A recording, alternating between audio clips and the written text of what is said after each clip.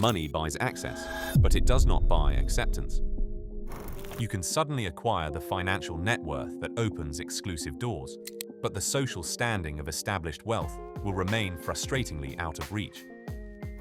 That's because true elite status isn't built on what you spend. It's built on what you hide. If you've recently built wealth and want to move in these inner circles, understanding their unspoken behavioral codes isn't just about etiquette, it's about survival. The ultra-wealthy use a specific checklist of what to adopt and what to avoid, and new money's biggest mistake is making their success visible. Here is the exact psychological shift required to turn temporary riches into generational, invisible power. The difference starts with how wealth is structured. When you buy your first luxury home, you likely purchase it in your name, celebrate the closing, and invite friends over to see what success looks like. Old money families do the opposite. They acquire properties through trusts, shell companies, and layered ownership structures that obscure the transaction entirely. This isn't paranoia, it's pattern recognition. Every public display of success creates what old money calls an exposure point, a moment when your financial position becomes readable to the public. The expensive car in the driveway, the luxury vacation photos on social media, the local media profile on your business, each signal accumulates. You are building a public blueprint of your resources. And once that profile is out there, it is impossible to retract.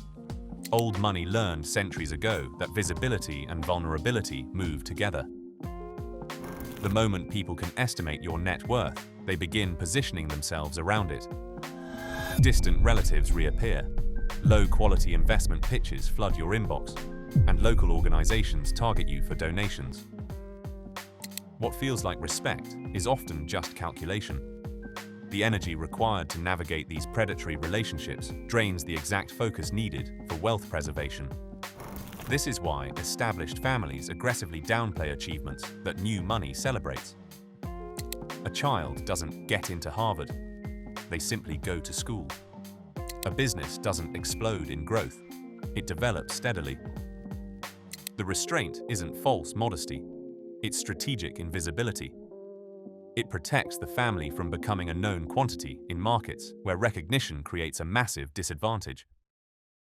This psychological shift requires you to change how you view time itself. New wealth measures success in quarters or years. Old money thinks in decades and centuries. When you acquire an asset, new wealth asks how it impacts their immediate lifestyle. Old money asks a different question. What will this mean for my great-grandchildren who haven't been born yet? This changes every decision. Major purchases stop being rewards for past success and become responsibilities to future generations. To ensure this continuity, elite families don't just raise their children, they train them like corporate executives. Children are taught to run family meetings, interpret legal documents, and view themselves not as owners of money, but as temporary stewards of an institution.